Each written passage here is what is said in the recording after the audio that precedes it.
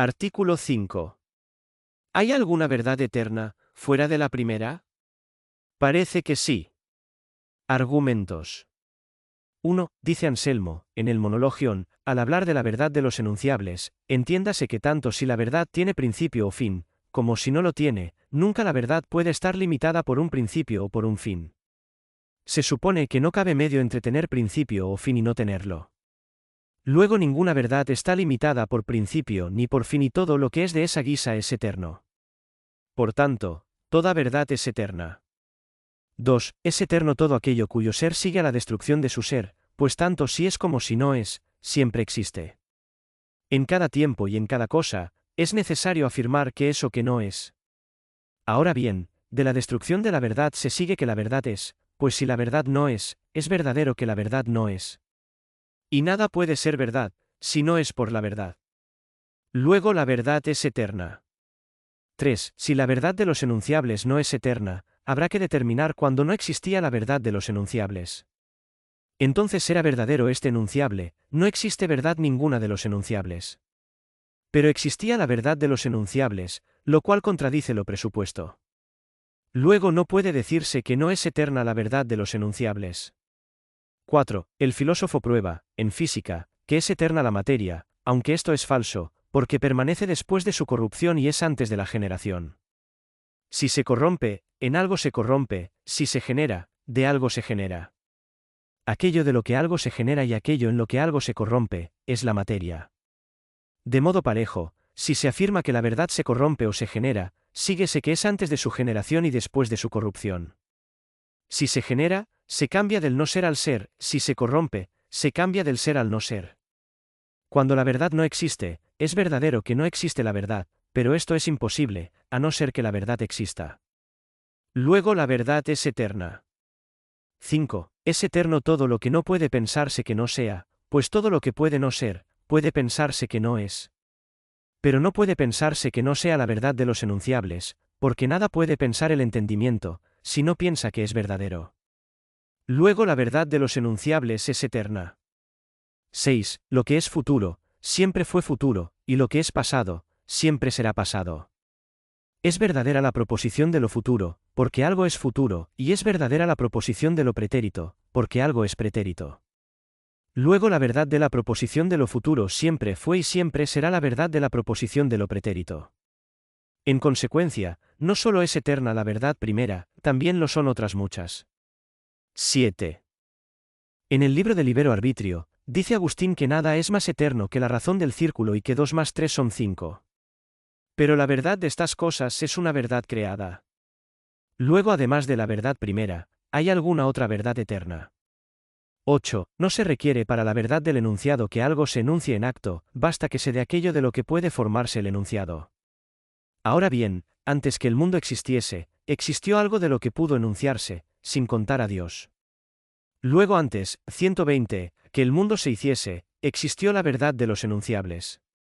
Como eterno es lo que existía antes del mundo, la verdad de los enunciables es eterna. Prueba de la proposición media, el mundo se hizo de la nada, esto es, después de la nada. Antes que el mundo fuera, era su no ser. El enunciado verdadero no solo se forma de lo que es, sino también de lo que no es. Como acaece que se enuncia verdaderamente que es lo que es, acaece, asimismo, que se enuncia que no es lo que no es, como se enseña en Periermeneiasi. Luego antes que el mundo fuese, existió lo que responde a un enunciado verdadero. 9. Es verdadero todo lo que se sabe, mientras se sabe. Dios supo eternamente todos los enunciables. Luego la verdad de los enunciables es eterna, por lo mismo, son muchas las verdades eternas. 10. Más alguien replicó que de ello se sigue que estas cosas son verdaderas en el entendimiento divino y no en sí mismas. Más en contra. Es necesario, según esto, que algunas cosas sean verdaderas en tanto que son sabidas y todas las cosas son eternamente sabidas de Dios, no solo en tanto que están en su mente, sino también en cuanto existentes en su propia naturaleza. Eclo 23,29, antes que fueran creadas todas las cosas, ya las conocía él, y lo mismo las conoce después de acabadas. De este modo, no conoce las cosas, después de hacerlas, de distinta manera a como las conoció eternamente. Por tanto, Diéronse eternamente muchas verdades en sí y no solo en el entendimiento divino. 11. Dícese que algo existe simplemente, cuando alcanza su plenitud. La razón de la verdad alcanza su plenitud en el entendimiento. Sí, pues, muchas cosas verdaderas estuvieron eternamente en el entendimiento divino, ha de concederse que las verdades eternas son simplemente muchas. 12. En Sab 1,15 se lee, la justicia es perpetua e inmortal. Y la verdad es parte de la justicia, como dice Tulio en retórica. Luego la verdad es perpetua e inmortal. 13. Los universales son perpetuos e incorruptibles. Lo verdadero es universal en grado sumo, por convertirse con el ser. Luego la verdad es perpetua e incorruptible. 14. Más alguien replicó que lo universal no se corrompe por su esencia sino accidentalmente. Más en contra. Algo ha de denominarse más por lo que de suyo le conviene que por lo que accidentalmente le conviene. Hablando con propiedad, si la verdad es perpetua e incorruptible y solo accidentalmente se corrompe o se genera, ha de concederse que la verdad generalmente es eterna. 15. Dios existió eternamente antes que el mundo. Luego Dios eternamente, en Dios, relación de prioridad. Ahora bien, puesto uno de los relativos, necesariamente ha de ponerse el otro, así, desde la eternidad, fue la posterioridad del mundo respecto de Dios. Luego, además de Dios, existió eternamente alguna otra cosa a la que, en cierta manera, le conviene la verdad. Concluimos, pues, lo mismo que antes. 16. Más alguien replicó que la relación de anterioridad y de posterioridad existe solo en la razón y no en la naturaleza de las cosas. En contra. Dios es, por naturaleza, anterior al mundo, aunque el mundo hubiera existido siempre, como dice Boecio, al final de De Consolatione. Luego aquella relación de prioridad es relación de naturaleza, no solo de razón. 17. La verdad de la significación es la rectitud de la significación. Como fue eternamente correcto que algo se significaba, se sigue que eternamente existió la verdad de la significación. 18. Ha sido eternamente verdad que el Padre engendró al Hijo, y que de ambos procedió el Espíritu Santo. Y estas cosas son múltiples verdades. Luego múltiples cosas verdaderas existen desde toda la eternidad. 19. Más uno arguía que estas cosas son verdades por una sola verdad. No se sigue, pues, de ahí que existieran eternamente varias verdades. Más en contra. Por una cosa el Padre es Padre y engendra al Hijo, y, por otra, el Hijo es Hijo y expira el Espíritu Santo. Porque aquello por lo que el Padre es Padre, es esta verdad, el Padre engendra al Hijo, o, el Padre es Padre. Porque aquello por lo que el Hijo, es esta verdadera, el Hijo es engendrado por el Padre. Luego esta clase de proposiciones no son verdaderas por una sola verdad. 20. Aunque el hombre y lo risible son convertibles, no siempre es la misma la verdad de estas dos proposiciones, el hombre es hombre y el hombre es risible, pues no es la misma la propiedad que enuncia la palabra hombre y la que enuncia el nombre risible. De modo parejo, tampoco son la misma la propiedad que enuncia el nombre Padre y el nombre Hijo. Luego no es la misma la verdad de dichas proposiciones. 21. Más alguien replicó que estas proposiciones no se dieron eternamente. Más en contra. Siempre que existe un entendimiento que puede enunciar, puede darse una enunciación. Y eternamente existió el entendimiento divino, que entiende que el Padre es Padre y el Hijo es Hijo, y el entender o decir son la misma cosa para el Espíritu Sumo, según Anselmo. Luego estos enunciados existieron eternamente. Más en contra. Nada creado es eterno. Como, excepto la primera, toda verdad es creada, solo es eterna la verdad primera. 2. Además, el ser y la verdad son convertibles. Como hay solo un ser eterno, hay también una sola verdad eterna. Respuesta. Ha de decirse que la verdad conlleva cierta adecuación y medida, como antes se dijo. Algo se denomina verdadero de la misma manera que se denomina medido. El cuerpo se mide ya sea con medida intrínseca, por ejemplo, con la línea, o con la superficie, o con la profundidad, ya sea con medida extrínseca, como lo situado con el lugar en que está y el movimiento con el tiempo y el paño con el codo. Por ello, algo puede también denominarse verdadero de dos modos, de un modo, por la verdad inherente, de otro modo por la verdad extrínseca. Dícense así verdaderas todas las cosas por la verdad primera. Como la verdad que está en el entendimiento es medida por las cosas, síguese que se denominan por la verdad primera no solo la verdad de la cosa, sino también la verdad del entendimiento o de la enunciación, que significa lo entendido. Para esta adecuación o medición del entendimiento y de la cosa no se requiere que ambos extremos estén en acto. Nuestro entendimiento puede adecuarse ahora a las cosas que acaecerán en lo futuro y que ahora no existen. De otra suerte, no sería verdad, el anticristo nacerá. Dícese verdadero esto por la verdad que está solo en el entendimiento, incluso cuando la cosa no existe. De modo parejo, también el entendimiento divino pudo adecuarse eternamente a las cosas que no se dieron eternamente y que se hicieron en el tiempo. De este modo, las cosas que existen en el tiempo, pueden denominarse eternamente verdaderas por la verdad eterna. Sí, pues, tomamos la verdad inherente a las cosas verdaderas creadas, la que encontramos en las cosas y en el entendimiento creado, entonces ni la verdad de las cosas ni la de los enunciables son eternas, porque no se dan eternamente ni las cosas mismas ni el entendimiento a los que son inherentes las verdades mismas. Sí, en cambio, se toma la verdad de las cosas creadas, por las que todas las cosas se denominan verdaderas a modo de medida extrínseca, que es la verdad primera, entonces es eterna la verdad de todo, de las cosas, de los enunciables, y de los entendimientos. Agustín intentó definir la eternidad de esta clase de verdades en el libro Soliloquios. Y también Anselmo en Monologion. Por ello, Anselmo dice en el libro de Veritate, puedes captar como probé con razonamiento verdadero en mi Monologion que la verdad suma no tiene principio ni fin. Esta verdad primera solo puede ser una en todas las cosas.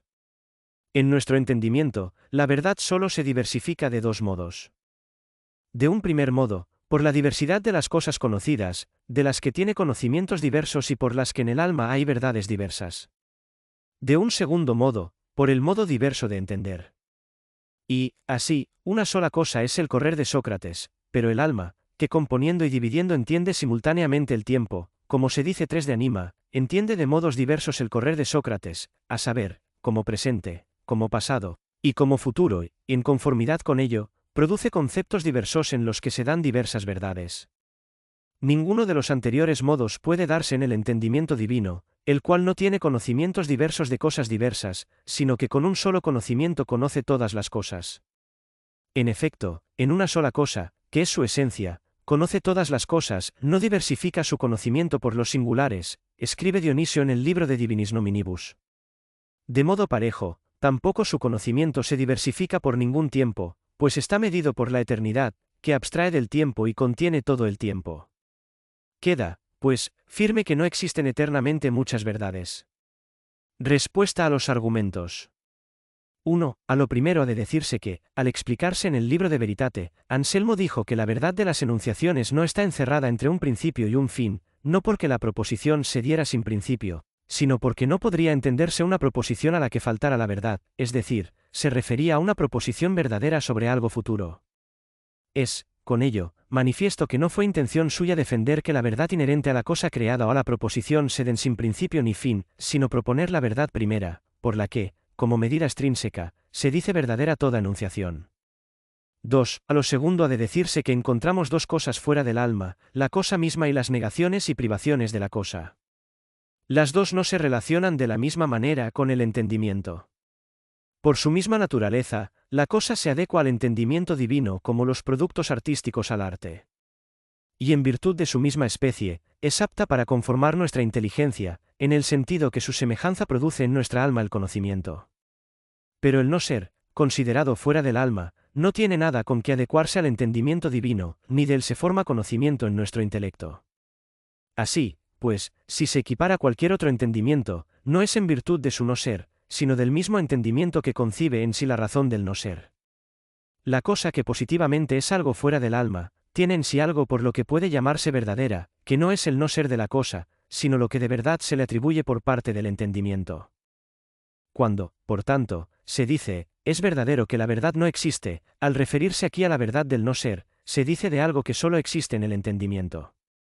En consecuencia, lo que sigue a la desaparición de la verdad de las cosas no es otra cosa que la verdad del entendimiento, y, por tanto, solo cabe concluir de ello que la verdad de la inteligencia es eterna, en concreto, la del entendimiento divino, que es la verdad primera. Y así la razón aludida solo prueba que la verdad primera es eterna. 3 a 4. Con esto es patente la solución de lo tercero y de lo cuarto. 5. A lo quinto ha de decirse que no puede pensarse que la verdad puramente tal no existe. Puede, empero, pensarse que no existe ninguna verdad creada, como puede también pensarse que no existe criatura ninguna. El entendimiento, en efecto, puede pensar que él no existe y que él no entiende, aunque nunca piense sin existir o sin pensar. No es ciertamente necesario que el entendimiento, al pensar, piense todo lo que posee al pensar, en razón de que no siempre reflexiona sobre sí mismo. Por tanto, no hay inconveniente alguno que piense que no existe la verdad creada, sin la cual no podría pensar. 6. A lo sexto ha de decirse que no existe lo que es futuro en cuanto futuro, como tampoco lo que es pretérito en cuanto tal. Es la misma razón la razón de la verdad de lo pretérito y la de lo futuro, como también la razón de la verdad del no ser, de la que no puede concluirse la eternidad de ninguna verdad, excepto la de la verdad primera, como arriba se dijo. 7. A lo séptimo ha de decirse que la expresión de Agustín ha de entenderse de aquellas cosas que son eternas en cuanto que están en la mente divina, o que se toma lo eterno por lo perpetuo.